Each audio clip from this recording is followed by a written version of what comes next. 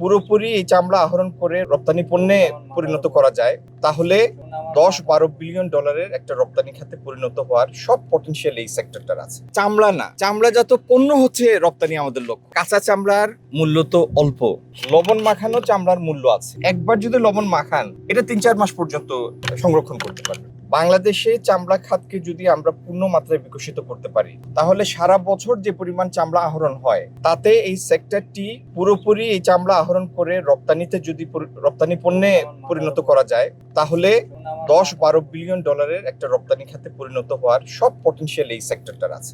আজকে যেরকম গরম বা কয়েকদিন আগে যেরকম গরম ছিল, সেরকম গরমে চামড়া পশুর গা থেকে খুলে নেওয়ার 4 থেকে 6 ঘন্টার মধ্যে যদি আপনি লবণ, সব ময়লা পরিষ্কার করে লবণ না মাখান, তাহলে এটি পচা শুরু করবে।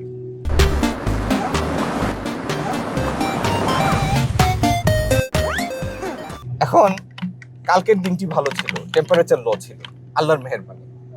কালকের দিন যদি খুব গরম হতো, 38-40 ডিগ্রি সেন্টিগ্রেড হতো, তো যারা লবণ মাখাননি তৎক্ষণাৎই এটা পচা শুরু হতো।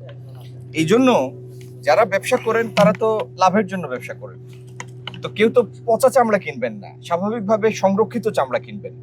এই জন্য সবার কাছে অনুরোধ, পশুর গা থেকে খুলে নেওয়ার 4 থেকে 6 ঘন্টার মধ্যে সমস্ত ময়লা পরিষ্কার করে এটাকে পর্যাপ্ত লবণ মাখাতে হবে। একবার যদি লবণ মাখান, এটা 3-4 মাস পর্যন্ত আপনি এটাকে সংরক্ষণ করতে পারবেন।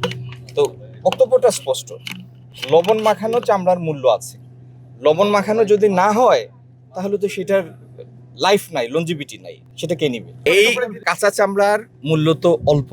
এই চামড়াকে যখন আপনি কয়েকটা প্রসেস, ওয়েট ব্লু একটা প্রসেস, তারপরে ক্রাস্ট লেদার একটা প্রসেস, এখন আপনি যদি চামড়া রপ্তানি না করে, ওয়েট ব্লু চামড়া রপ্তানি না করে, বা ক্রাস্ট লেদার রপ্তানি না করে, বা ইভেন ফিনিশ লেদার রপ্তানি না করে, এটাকে যদি বেল্ট, জুতা, অন্য কোনো একটা পণ্য প্রস্তুত করেন, তাহলে মাঝখানে যে ভ্যালু এডিশন, সেটার পরিমাণ অনেক। এক। দ্বিতীয়ত হলো, আপনি কাঁচা চামড়া আর চামড়াজাত পণ্য, এই দুইটার মাঝখানে যে কতগুলি প্রসেস, এই প্রসেস সম্পন্ন করার পথে আপনি অনেক শিল্প কলকারখানা স্থাপন করতে হচ্ছে আপনার, তার মানে আপনি কর্মসংস্থান সৃষ্টি করছেন।